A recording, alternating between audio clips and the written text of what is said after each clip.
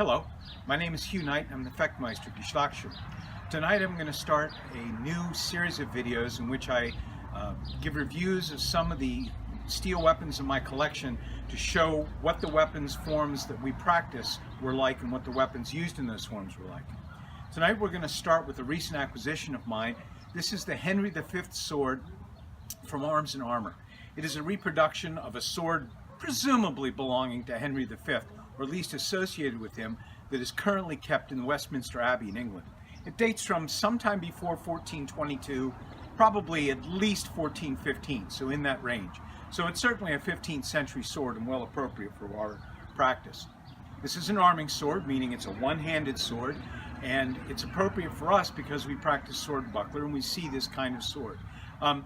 The Type 18s, which this typifies, are perhaps less common than some of the Type 15s in the Fecht book, or even, especially in the Thought Codex, the Type 16s, but it's still perfectly appropriate for the arts we do. You can tell this is an 18 because of the flat diamond-shaped construction of the blade. It doesn't have a fuller. It has, as I said, a diamond-shaped construction with a straight ridge running down both sides. This makes the weapon very stiff, which is appropriate for a thrusting sword. We also see that instead of just tapering down to a needle point, the way that the Type 15 swords do, it has more meat down by the point of percussion, which means that the weapon has a slightly broader blade profile in this area, which makes it a better cutter than one of the Type 15s would be. Now, it's a real mistake to look at swords of the period and to try and develop some sort of linear progression of type. And yet in this case, even Oakeshott himself talks about the fact that the Type 16 is probably a development of the Type 15, and that the Type 18, he specifically says, is a development of the Type 16. This is a true cut and thrust sword. The extra meat forward in the blade makes it better at cutting than the Type 15, and yet the needle-sharp point that develops out of it means it's a much better thrusting sword, especially for armored targets, than the types that preceded the 15, such as the Type 10 with a very rounded front and a very wide blade. This sword is not exactly a copy of Henry V's sword.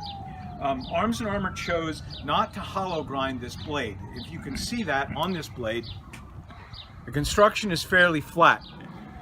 Arms and Armor offers two versions of this sword. One hollow ground, which is what the real sword is like, and one like this. The price difference is significant. It's about $600. But Arms and Armor chose specifically to offer this version so that they could make it more affordable, and I, for one, am very glad that they did. In spite of that fact, the balance on this weapon is very, very good. In fact, this sword really fits what Oakeshott said about the Type 18 Henry V sword, that it is very lively in the hand, and that's exactly what we feel. This hand is quick, and it's very precise for thrusts and cuts.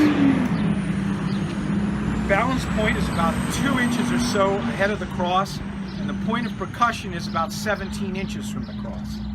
The weight is excellent at about 2.7 pounds, which contrasts with about 2.3 pounds for the hollow ground version.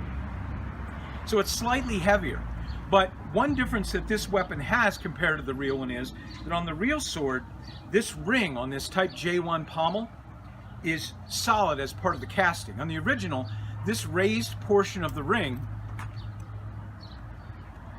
was made of hollow sheet metal hammered out and brazed in place. That's going to make this pommel slightly heavier than the original would have been, which means that this probably balances a little better than it would had it had an accurate pommel reconstruction. And again, this is just a way to save money on the part of Arms and Armor so that we can afford these swords more easily. This sword is excellent in terms of fit and finish. I'll post some pictures up so you can get up close visions of it, but everything fits. The decoration matches the lines of the blade. It's incredibly solid with no rattling or looseness of any kind. The polish is good. It's what I would expect in the kind of sword I want to own, what we might call a satin finish. I really don't want a mirror finish on any of my pieces. Even the furniture is well done the same way. There's a little bit of roughness inside this circle, but that's supposed to be filled with something, so I'm actually okay with that. The only thing that I find even slightly disappointing about this sword is the heavy stitching on the leather wrap for the grip. Rather than many other high-end swords that would have a string-wrapped grip that was tight and glued to give a not noticeable seam, this has a pretty thick seam, and it's actually uncomfortable to hold, slightly uncomfortable to hold with the seam against my palm, but this way it really makes no difference. This is an extremely minor point, but it's worth mentioning. One last difference between this and the original is peened directly to the pommel, whereas this has a peening block installed. I don't know exactly why they did that. It makes absolutely no difference in the handling or the function of the weapon. But in this case, it probably had something to do with making it easier to do cleanup after hammering or peening over the rivet. That's the only thing I can think of. So all in all, this is a superb, unbelievably excellent sword from one of the best makers out there at a really good price.